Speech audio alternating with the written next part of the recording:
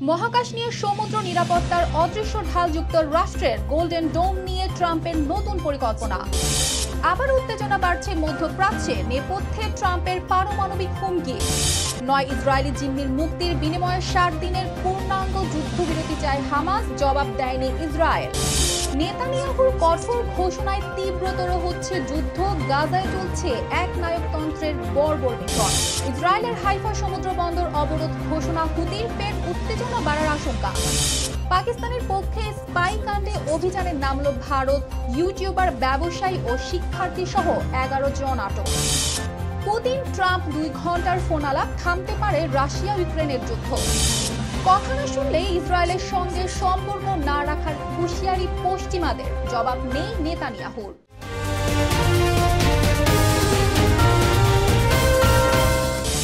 দর্শক, আমন্ত্রণ জানাচ্ছি আরটিভির সপ্তাহের বিশেষ, সঙ্গে আছি আমি অর্পিতা জাহান। যুক্তরাষ্ট্র তার প্রতিরক্ষা ব্যবস্থায় আনতে যাচ্ছে এক নতুন যুগান্তকারী প্রকল্প, যা মহাকাশ থেকে শুরু করে সমুদ্র পর্যন্ত গড়ে তুলবে এক অদৃশ্য সুরক্ষা পর্দা। গোল্ডেন ডোম নামের এই প্রতিরক্ষা ঢাল নির্মাণের ঘোষণা দিয়েছেন মার্কিন প্রেসিডেন্ট ডোনাল্ড ট্রাম্প। একই সঙ্গে বিশ্ব রাজনীতির বড় হুমকির মোকাবিলা করতে এই প্রযুক্তি যুক্তরাষ্ট্রকে নতুন নিরাপত্তার উচ্চতায় নিয়ে যাবে। বিস্তারিত থাকছে প্রতিবেদনে। ক্ষমতায় ফেরার পর থেকেই ট্রাম্প বলে আসছিলেন, এই সময় এই মুহূর্তেই যুক্তরাষ্ট্রের দরকার এক সর্বোচ্চ প্রযুক্তির প্রতিরক্ষা ব্যবস্থা। অবশেষে হোয়াইট হাউসে দাঁড়িয়ে তিনি ঘোষণা দিলেন, আসছে গোল্ডেন ডোম। এই প্রতিরক্ষা ঢাল তৈরি হবে স্থল, আকাশ, সমুদ্র, এমনকি মহাকাশ থেকে আসা যে কোনো হামলা ঠেকাতে। মূলত চীন রাশিয়ার হুমকি প্রতিহতের লক্ষ্যেই এই উচ্চাভিলাষী কর্মসূচি হাতে নিয়েছেন তিনি, আর এর নেতৃত্ব দিতে একজন স্পেস ফোর্স জেনারেলকেও নিয়োগ দিয়েছেন। এর নেতৃত্ব দিতে ট্রাম্প নিয়োগ দিয়েছেন স্পেস ফোর্স জেনারেল মাইকেল গেটলাইনকে। তিনি দেখভাল করবেন এই প্রকল্পের। আজ বুধবার এই তথ্য জানিয়েছে রয়টার্স, এএফপি ও বিবিসি। ট্রাম্প জানিয়েছেন, প্রথম ধাপে বরাদ্দ হবে $25 বিলিয়ন, তবে সম্পূর্ণ প্রকল্প শেষ হতে খরচ হবে প্রায় $175 বিলিয়ন। তিনি আশা করছেন 2029 সালের মধ্যেই এটি বাস্তব রূপ নেবে। গোল্ডেন ডোম থেকে ছুটে আসা প্রতিরক্ষামূলক প্রযুক্তি যে কোনো ক্রুজ, ব্যালিস্টিক বা হাইপারসনিক ক্ষেপণাস্ত্র আকাশেই ধ্বংস করতে পারবে। এই আত্মবিশ্বাসী এখন ট্রাম্পের মূল ভরসা। এমনকি কানাডাও এই প্রকল্পে অংশ নেওয়ার ইচ্ছা প্রকাশ করেছে বলে জানান ট্রাম্প, যদিও এখন পর্যন্ত আনুষ্ঠানিক কিছুই জানায়নি দেশটি।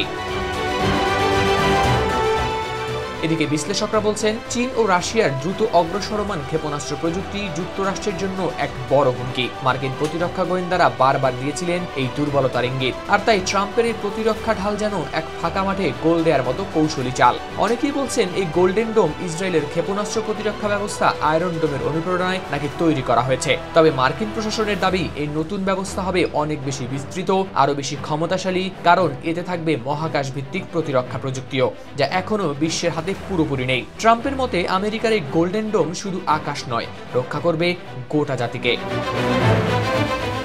হাওলাদার শামীম, আরটিভি।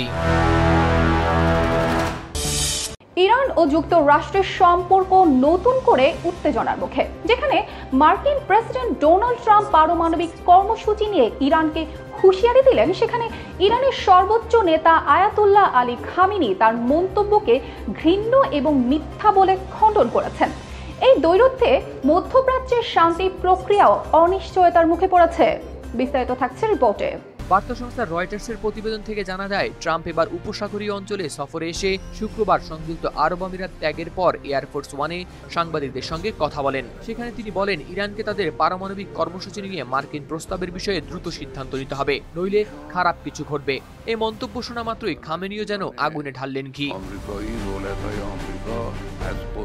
ট্রাম্প সফরে এসে শান্তির কথা বলে মিথ্যা বলছেন উল্লেখ করে খামেনি বলেন, এই মন্তব্য বক্তা ও আমেরিকান জনগণের জন্য লজ্জার। ট্রাম্প মুখে বলেন শান্তির কথা, অথচ তার আমেরিকায় গাজার শিশুদের হত্যা করতে ইসরায়েলকে পাঠায় 10 টন বোমা। তার মতে, ট্রাম্পের মুখে মধু থাকলেও মনে রয়েছে বিষ। এমনকি এসব কথাকে তিনি উত্তর দেওয়ার মতো যোগ্য নয় বলেও আখ্যা দেন। তিনি তেহরানের একটি মসজিদে বলেন, এই অঞ্চলের দুর্নীতি ও যুদ্ধের মূল কারণ হলো ইসরায়েল। তিনি ইসরায়েলকে ক্যান্সারের মতো ভয়াবহ আখ্যা দিয়ে বলেন, একদিন এই দানব নিশ্চিহ্ন হবে ইনশাল্লাহ। এদিকে ইরানের প্রেসিডেন্ট মাসুদ পেজেশকিয়ানও চুপ করে থাকেননি। তিনি বলেন, একজন যদি একই সঙ্গে শান্তির কথা বলেন আবার হুমকিও দেন, তাহলে মানুষ কোনটা বিশ্বাস করবে? ইরান যুক্তরাষ্ট্রের সঙ্গে পারমাণবিক আলোচনা চালিয়ে যাবে, তবে ইরান ভয় পায় না, তারা যুদ্ধ চায় না। তাই মাথা নত করেও বাঁচেও না। এমনকি ইরান তার বৈধ অধিকার থেকেও পিছপা হবে না বলে জানান পেজেশকিয়ান। এয়ারফোর্স ওয়ানে সাংবাদিকদের সঙ্গে কথা বলার সময় ট্রাম্প আরো বলেন, যুক্তরাষ্ট্র নাকি ইরানকে কিছু প্রস্তাব দিয়েছে, কিন্তু ইরানের পররাষ্ট্রমন্ত্রী আব্বাস আরাকচি সরাসরি তা অস্বীকার করেন। এক্সে দেয়া এক পোস্টে তিনি লেখেন, তেহরান কোনো প্রস্তাবই পায়নি। হাওলাদার শামীম, RTV। গাজা ও ইসরায়েলের সংঘর্ষে নিয়েছে নতুন মোড়। দীর্ঘ সময় ধরে চলা এই সংঘাতে কেন্দ্রীয় ভূমিকা পালন করছে 9 জন ইসরায়েলি জিম্মি। হামাস তাদের মুক্তির বিনিময়ে ইসরায়েলের কাছে 60 দিনের পূর্ণাঙ্গ যুদ্ধবিরতি দাবি করছে। আলোচনার এই নতুন ধাপ মধ্যস্থতাকারী কাতার ও যুক্তরাষ্ট্রের পৃষ্ঠপোষকতায় শুরু হয়েছে দোহায়। বিস্তারিত থাকছে প্রতিবেদনে।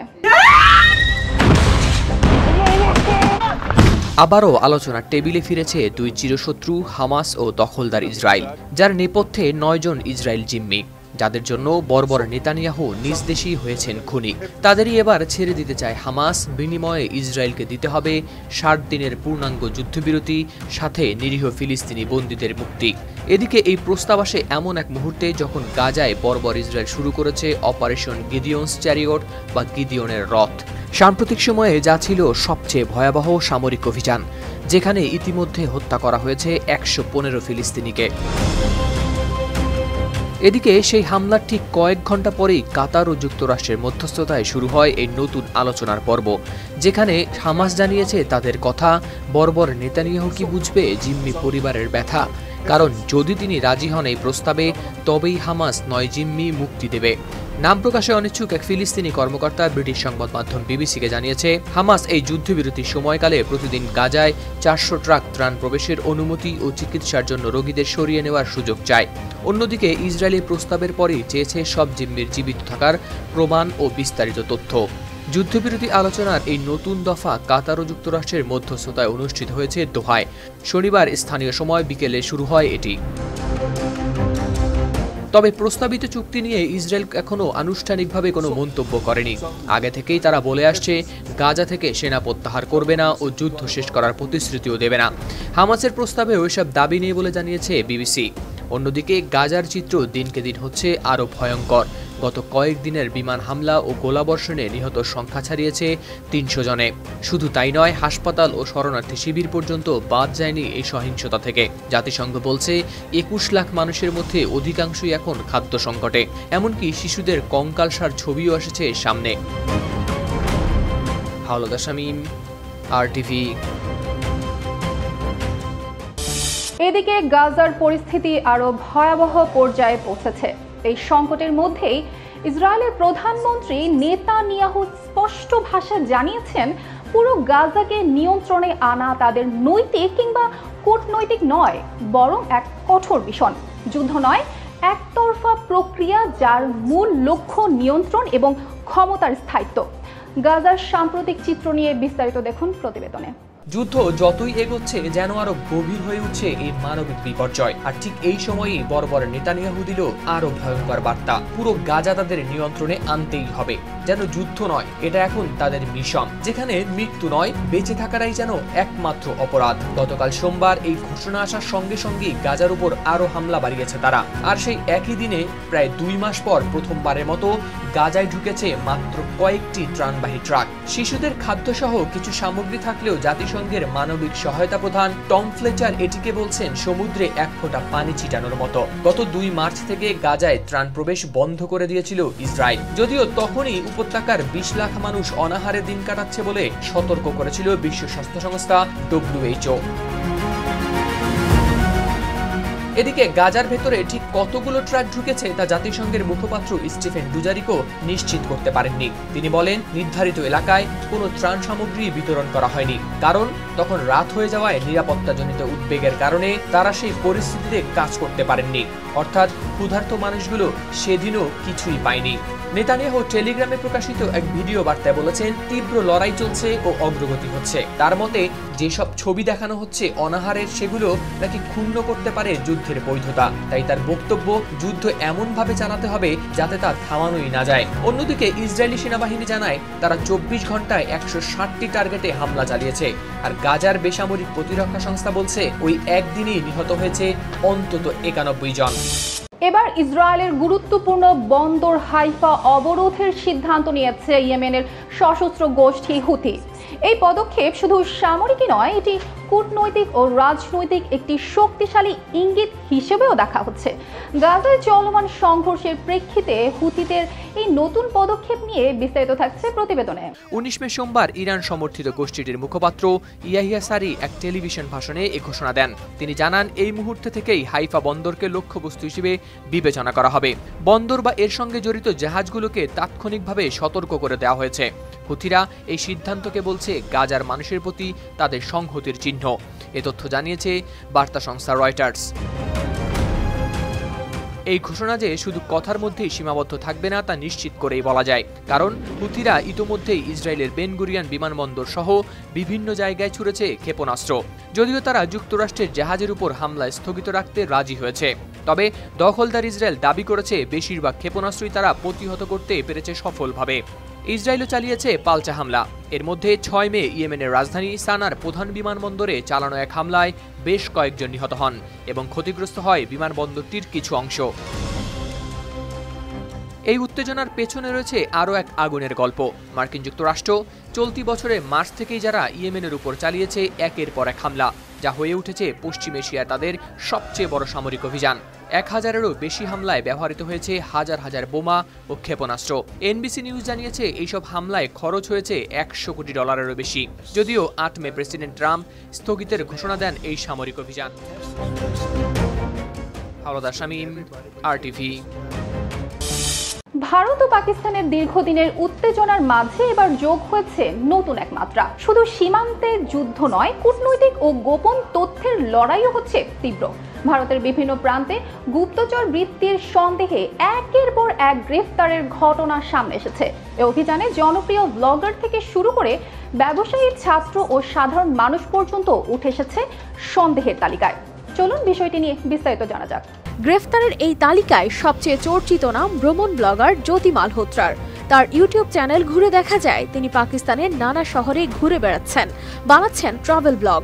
পুলিশের দাবি, তিনি পাকিস্তান দূতাবাসের এক কর্মকর্তার সঙ্গে সরাসরি যোগাযোগ রেখেছিলেন দিল্লিতে। ওই কর্মকর্তাকে কিছুদিন আগেই ভারত থেকে বহিষ্কার করা হয়েছে। তার সর্বশেষ পাকিস্তান সফর ছিল চলতি বছরের মার্চ মাসে, আর সেখান থেকেই বাড়তে থাকে সন্দেহ। যদিও জ্যোতির বাবা স্পষ্ট জানিয়েছেন, তার মেয়ে সবসময় সরকারি অনুমতি নিয়েই পাকিস্তানে গেছেন। তার মতে, ট্রাভেল ভিডিও বানানো আর গুপ্তচর বৃত্তির মধ্যে ফারাক রয়েছে। তবে এই ঘটনায় ভারত জুড়ে তৈরি হয়েছে তীব্র আলোড়ন। ভারতের হরিয়ানা, পাঞ্জাব আর উত্তরপ্রদেশে ব্যবসায়ী, ছাত্র, নিরাপত্তারক্ষী সহ গত কয়েকদিনে ধরা হয়েছে অন্তত 11 জনকে।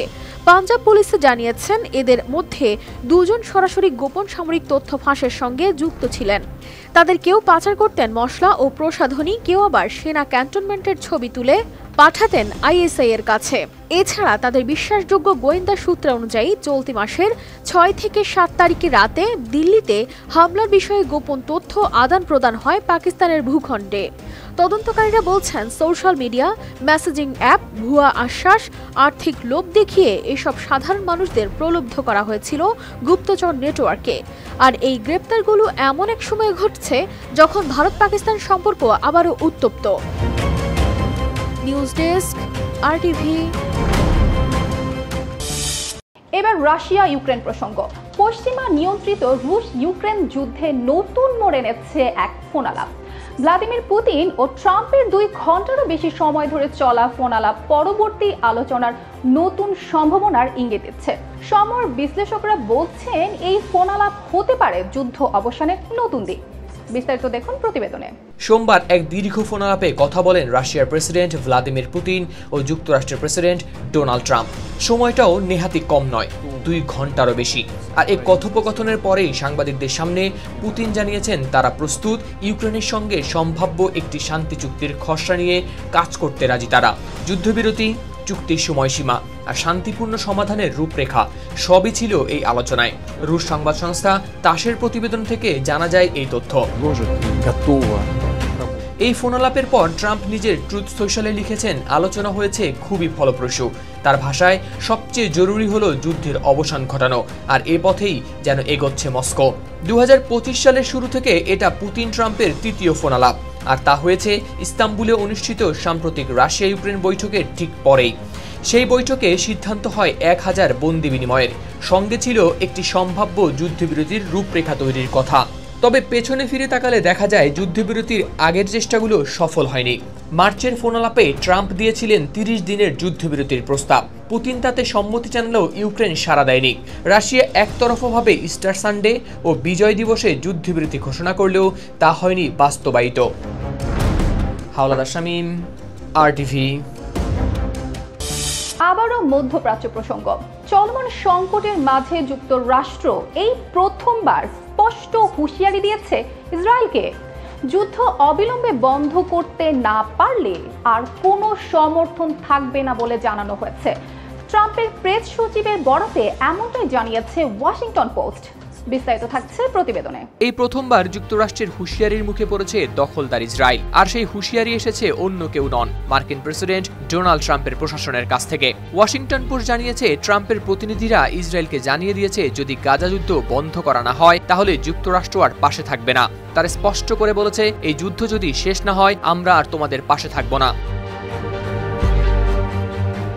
এই বার্তার পেছনে রয়েছে আরও এক ঘটনা। মার্কিন সেনা অ্যাডান আলেকজান্ডারকে হঠাৎ মুক্তি দিয়েছে হামাস। আলোচনায় মুখোমুখি বসেছিল যুক্তরাষ্ট্র ও হামাস, ইসরায়েলকে না জানিয়েই। প্রেস সচিব ক্যারোলিন লেভিট জানিয়েছেন, প্রেসিডেন্ট ট্রাম্প নিজেও চান গাজার যুদ্ধ থেমে যাক। মধ্যপ্রাচ্যে সাম্প্রতিক সফরে সৌদি আরব, কাতার ও ইউএর নেতাদের সঙ্গে বৈঠক করেছেন ট্রাম্প। সেখানে তিনি বলেছেন, গাজার মানুষ অনাহারে ধুঁকছে, আর সেখানে চলছে ভয়াবহ মানবিক বিপর্যয়।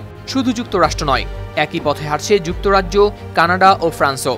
তারা হুমকি দিয়েছে, ইসরায়েল যদি গাজার যুদ্ধ না থামায় এবং ত্রাণ প্রবেশে বাধা না সরায় তাহলে নিষেধাজ্ঞা আসবে।